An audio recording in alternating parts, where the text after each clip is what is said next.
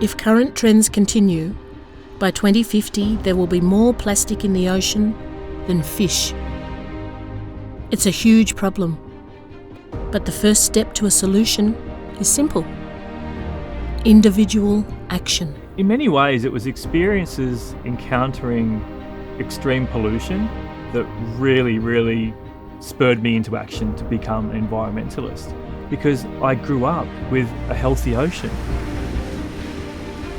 It didn't appear to me that there was any great global threat from pollution until I started seeing the problem firsthand. And it is heart-wrenching. It is heartbreaking to see a waterway or a coastline that you know would have once been thriving to be so decimated, and for it to have happened so quickly and from such inanimate objects like plastic bags or plastic cups. So for me, that was like, why can't we at least figure that bit out? There's a few things that go with the issues and threats that we see with our waterways, and that's the change. People think, oh, if only I change, that's not going to make a difference. Well, absolutely, it will make a difference if one person changes, because then other people see that you've made a change. To be an ambassador just for pollution itself is challenging, especially when you're up against all the social norms of where you live and that sort of stuff.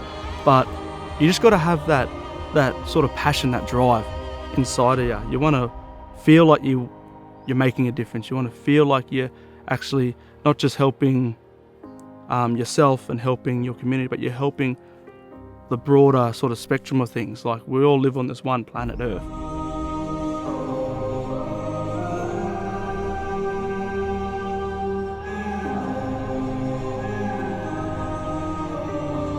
I think it's really important to recognise that each and every one of us has a sphere of influence around us. Whether it's a few friends that think, oh, you're pretty interesting, that you care about these environmental issues, or whether it's people watching your behaviour in your local cafe. Never forget that your sphere of influence does impact people. If you go to any of these fast food restaurants, okay, when you go there and everyone around me was getting their drinks with the straw in it, and then I was like, no, I don't need the straw and I don't need the lid. And they went, oh, okay.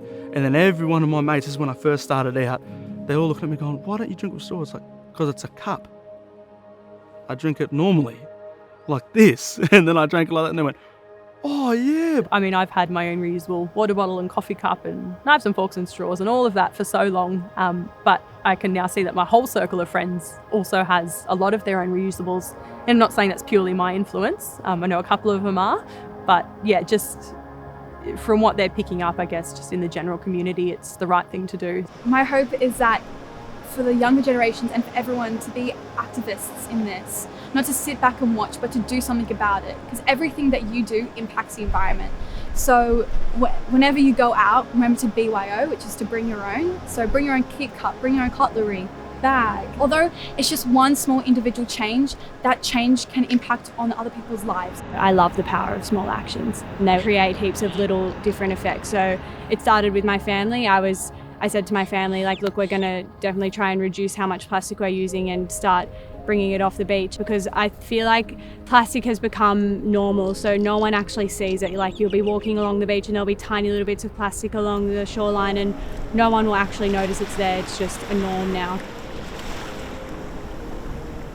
Creating change with just a few friends, and all of a sudden when they start changing, you got to smile. Like, you got to just be like the message is getting through, and that makes you feel a lot more, I don't know, just happy.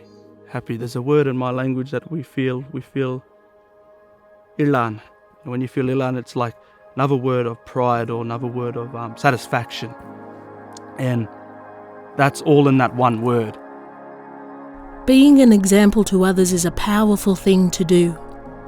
And no matter how big or how small your actions are, they will all make a difference. It only takes one item to kill or harm a beautiful innocent sea creature. So for me, every time I'm walking up the beach from a surf, if I see that item out of the corner of my eye, whether I like it or not, I'm going to stop and I'm going to pick it up. There are many things that individuals can do to reduce their plastic footprint, I guess. And the first thing is really just assessing how you live.